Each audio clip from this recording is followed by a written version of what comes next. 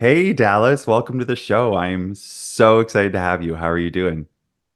I'm doing well. Thanks so much for having me. I've been super excited to have this conversation. Yes, well, originally we were going to record this episode a while ago, but there was some technical difficulties. So now we're here for round two. Yeah, oh my God. The technical difficulties are the bane of my existence living on a farm in the middle of nowhere. Yeah. Well, I mean, to be fair, I think it was also still Mercury retrograde when we were trying to record before, so everything technical was going wrong. All right, I'm really, really excited to jump into this conversation with you. You were doing some really amazing and fun stuff. So, getting into it, you started a medical tech company as a non-technical, non-medical professional. I'm Yeah, super really yeah, smart. I'm really curious. In what ways do you think that helped you? And then later on the flip side, I'm also going to say, in what ways did it work against you? So, in what ways did it help you? And then after we can get into like the other ways. Yeah, honestly, I've reflected on this quite a bit just in my trajectory and my journey as an entrepreneur.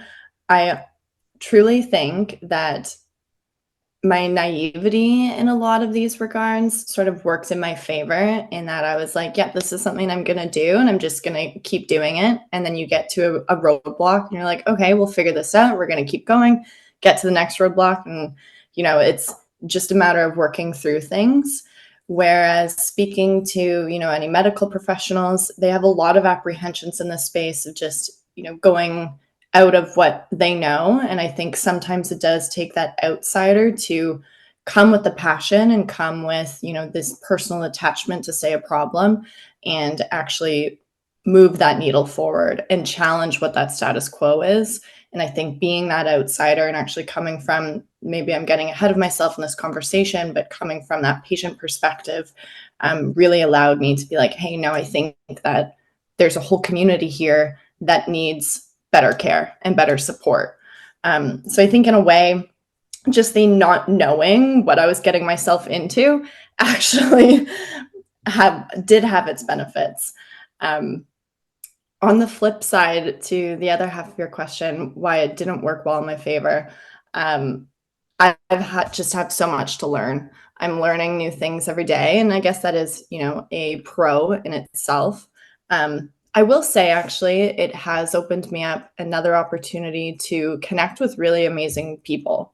I right on the onset had to create a team to fill in these gaps as a non-technical and a non-medical person, and that really allowed me to be purposeful in my network creation and building that community not only just around the problem and around the company but around myself and that core team. Was really blessed to have that opportunity and sort of that like push forward. um, but it's not for the faint of heart. I think the most challenging thing is just that it's difficult and it's hard. And hiring people, developers tell me that they can do something, and I'm like, all right, if you say so, because I have no idea how to check. So that definitely has presented various challenges. Yeah, I think it's very fair to say that a lot and basically any founder I know is like, if I knew what I knew now and I knew it then, I would not have done the thing. And so bringing in that naive kind of like starry eyes, like it's gonna be amazing into anything is why a lot of founders do what they do. And I think that that's the energy that we kind of have to bring as founders into the energy. And that's maybe why spaces get so bogged down and don't move forward is because people then know what they know and they're like, oh, well, I can't do this. It takes somebody coming in and be like, I'll do it. And everybody going, you can't do it. And then proving them wrong. Because that's always the roadblock for so many people is it's like, oh, this is the way it's always been done. You can't do that. You can't do that. And you're like, Absolutely. watch me, bitch. I'm gonna Like do just it. because you said I can't, I'm gonna. 110%. And so, um, knowing what you know now, looking back on it, is there anything that you wish you had known? Like if there was one thing that you're like, okay, I wish I had known that specifically before I kind of got ahead of myself. There's a ton. I would say that it took me about like a good 2 years to really have a understanding, and there's still so much out there that I don't know, but have an understanding of all of the funding programs available in Canada and how to really work those funding programs to your benefit, and even match them or pile them together or whatever it might be or plan for that. That took me a long time, and there's wasn't a lot of resources. Or when I first started, I didn't know anything about grants or reimbursements or subsidies or things like that. So definitely that I think would have helped at the very beginning a lot more. Um, but I also wish that looking back, I just wish I was just more aggressive or more assertive with things. I think coming into this space, it's, as I said, not for the faint of heart. And I wish that I had, been a lot more. And I'm coming into that, I think, now, just even with my confidence as an entrepreneur and as a leader, gaining that assertiveness, but having these conversations with people within medtech, within health. It can be quite like masculine dominated.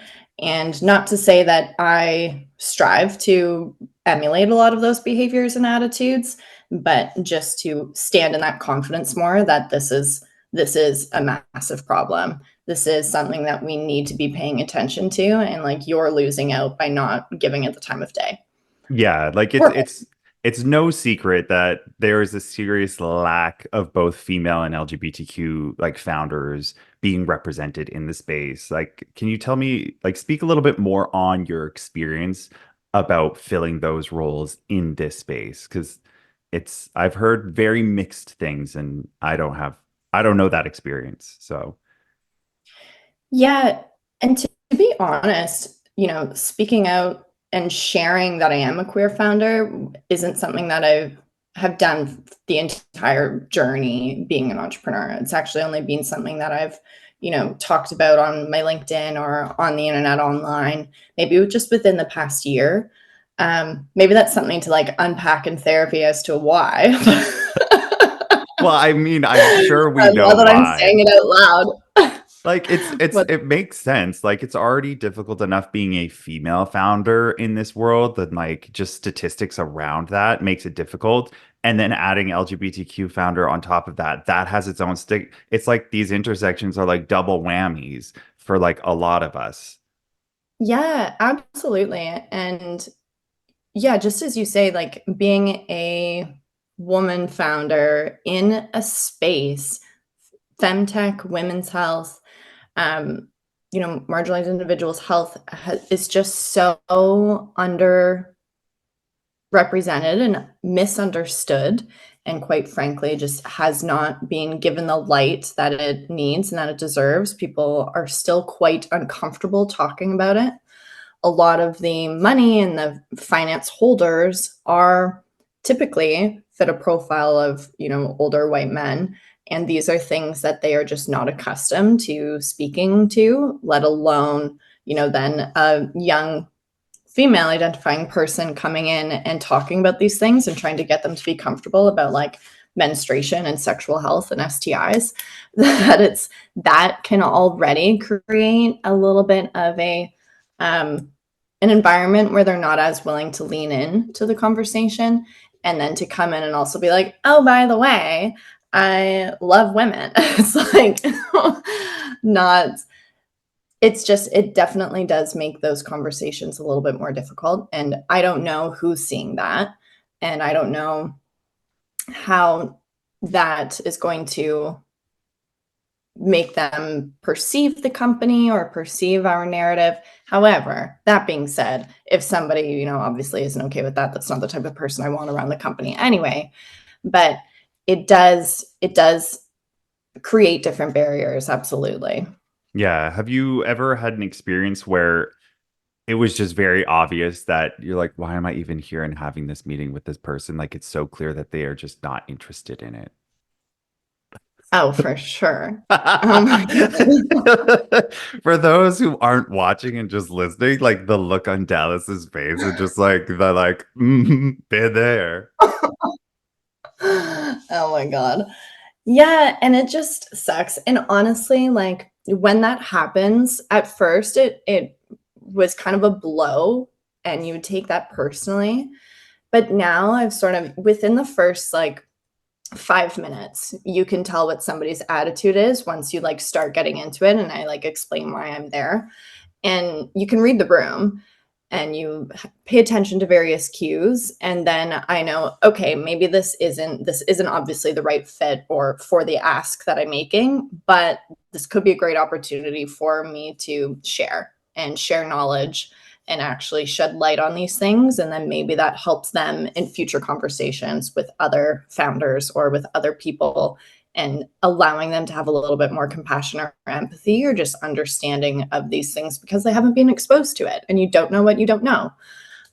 So I'm trying to, flip that perspective for me in those situations. And it sort of helped me like swallow it a little better, I guess.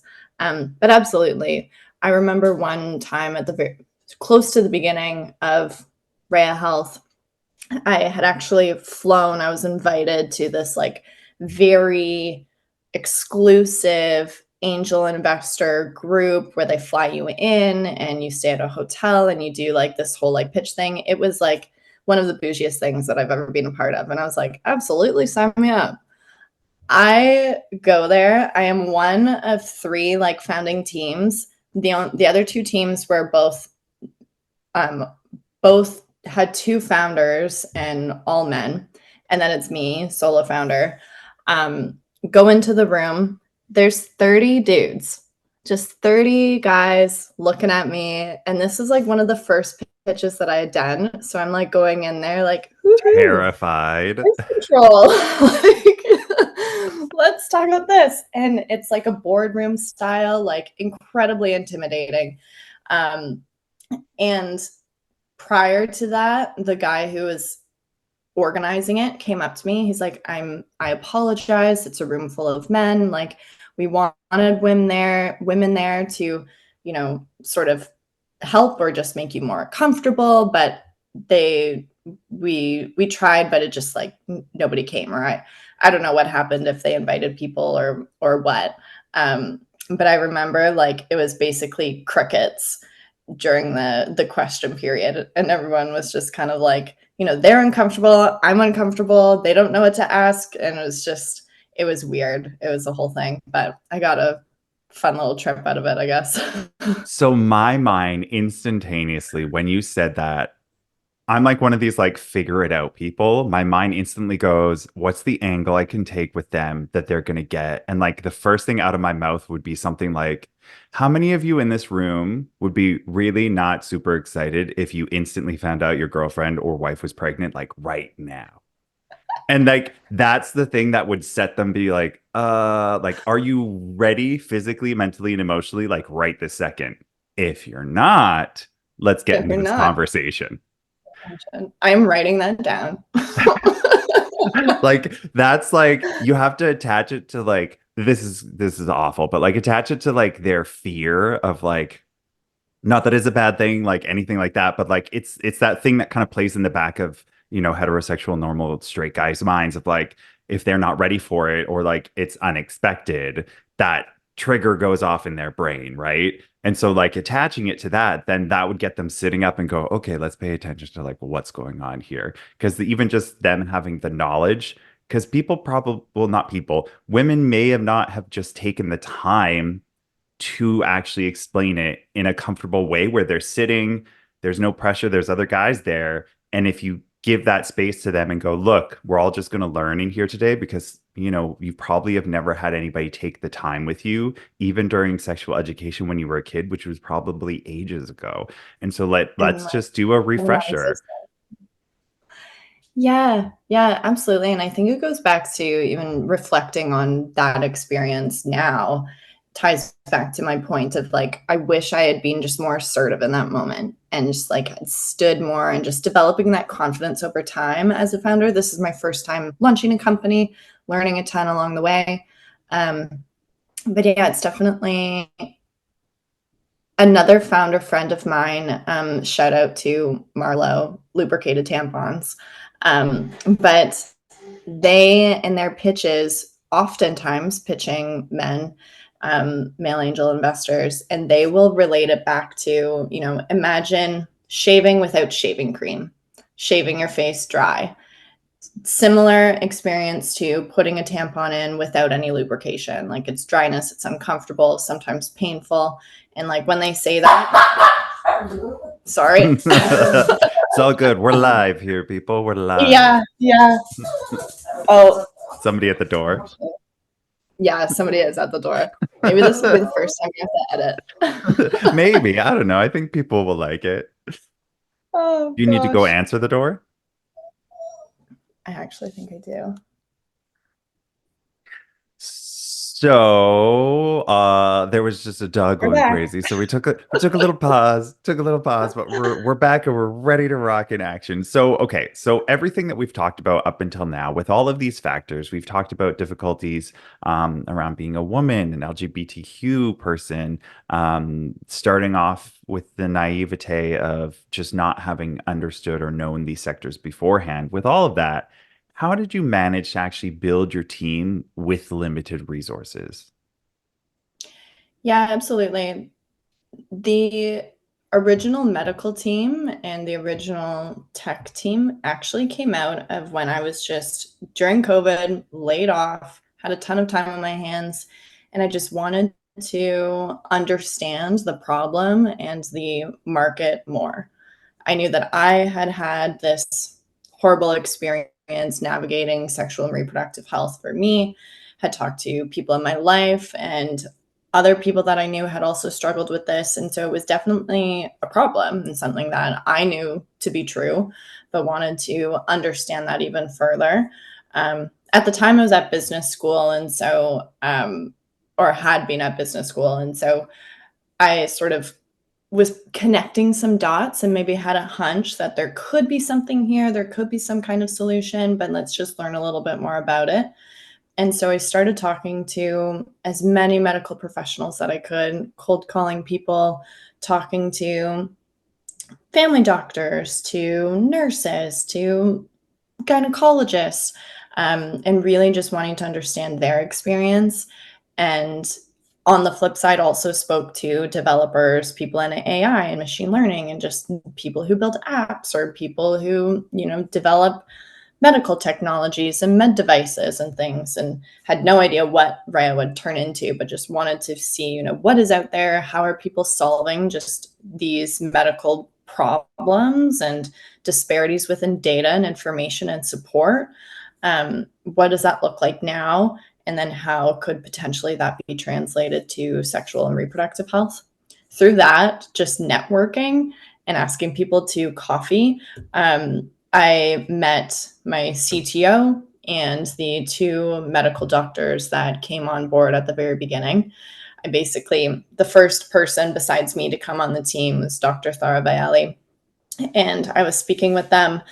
And at the time, I had this like wonderful in my mind idea of coming up with everyone's own individualized hormonal concoction pill that matches your hormones and it changes throughout your cycle. And everybody has their like own personalized little like birth control. And they were like, yeah, no, that is not going to work. Like, what are you doing? You're going to have to go through like Health Canada or FDA approval for like every single drug and for every single person. Like, there's just no way. And they're like, but you could do this. And basically, in like 30 seconds, this individual had laid out like this streamlined process of this utopian vision of what, personalized contraceptive counseling could look like. And I was like, do you want to help me maybe do that? And so there were a number of conversations after that. But honestly, building the team really came from just building that community and building that network. And then trying to figure out, okay, how am I going to, obviously these people's inputs are incredibly valuable, and they need to be compensated in some way. How are we going to do that? and without a dollar to the company's name, like, how are we going to make that happen? And that was where we had to be incredibly creative, in my opinion, and work with folks' situations and honestly individualize and personalize each situation to them. So lots of, sweat equity situations. Some folks came on pro bono, volunteer basis to help build up portfolios. Some delayed payments or payment schedules once we actually started getting some funds in.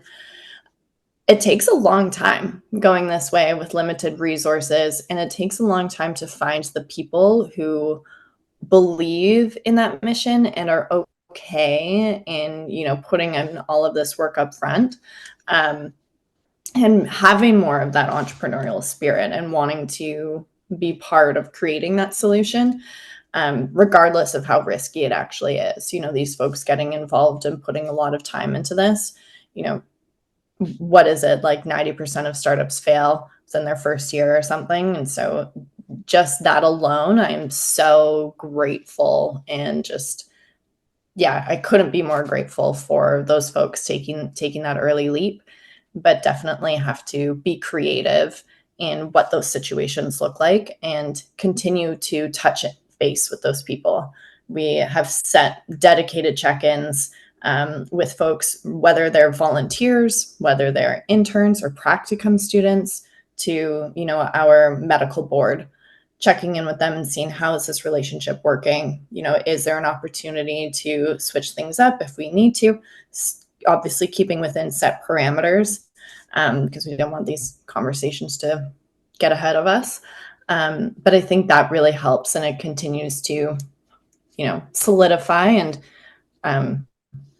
run home and just demonstrate that we care about them and we care about their contributions.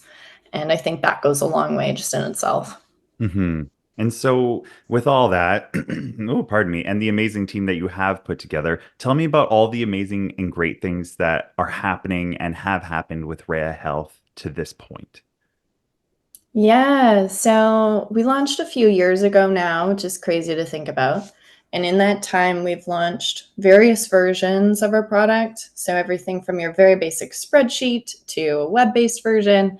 And with that, we personalize the contraceptive counseling process so that it encompasses, not only medical history and hormonal profile, but also lifestyle preferences and the individual's situation and their goals when it comes to contraceptives, and sexual health at large. So something that we are moving towards is more of a full suite sexual health platform. So looking at STIs, pregnancy loss, abortion support, sexual and gender-based violence, and then other hormonal conditions that folks with ovaries and uteruses experience, such as PCOS and endometriosis.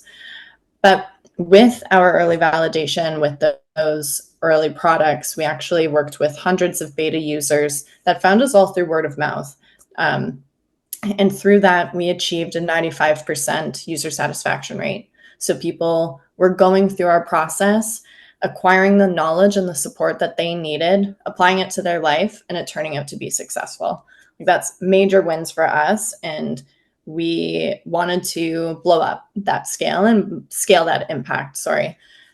In doing so, we're now at the very final testing stages of our new launch and our new platform, which will be a fully automated mobile app that utilizes smart algorithms to match people to the right, not only birth control, but also just sexual health treatments and supports that they need, and there for that continued follow-up support. So helping them track and monitor any symptoms that they might be experiencing and providing personalized insights into their experience so that they have their, we like to call it, your sexual health best friend at home with Reya. But lots of work with the team, have made lots of pivots in the past, everything from going direct to consumer to now going, B2B enterprise. So many things, so many learnings all along the way. But that's all a part of the journey, as we were actually just chatting about before jumping onto the podcast and recording. It's all part of the fun. Yeah, right. So I guess you kind of touched a little bit about what the next big goal for the company is. Is this launch, or is there another goal also after past that? Yeah, absolutely. So the a big thing on the radar for us is our upcoming launch. So getting it out to the public, getting feedback from it as well, just getting people using it and getting it to the hands of the people that need it the most. So we really try and prioritize serving equity deserving individuals and communities. In Canada, we have a lot of remote communities, specifically even remote Indigenous communities that have even further barriers to access to health information and health support. And at Reya, we really believe that equity and health equity can come through equal access to health information. A big part of the problem is just people, we don't know what we don't know, and not having access to that information and just even how to get that information. That information might be there, but even the know-how of acquiring it can present massive barriers and perpetuate these problems that we're seeing, and these sexual health outcomes that are unintended and unplanned. And so really trying to work with organizations, governments, establish strategic partnerships and build relationships with these communities so that we can aid in their success and enable healthy individuals and healthy communities. So for sure, the launch is really exciting to us, and looking for any dedicated partners that have, those values aligned and mission aligned values to help us really scale and have the impact that we hope to have. Nice, amazing. I love it. Where can folks find out more, download the app, all that kind of stuff?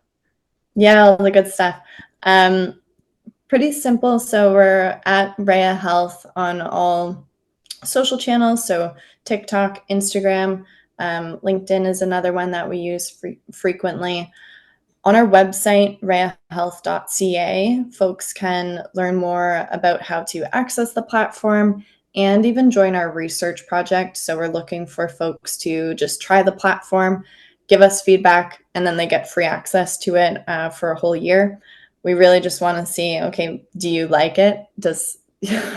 How is this to navigate? So if folks are interested in being part of that experience, it's actually just reyahealth.ca/research. And that is a really great way to get, the updates first, and access to the platform first. Nice. Awesome. I'll make sure to have all of those links and everything in the show notes for everybody. Dallas, thank you so much for taking the time to be on the podcast today. Oh my gosh, it's absolutely my pleasure. Thank you so much for having me.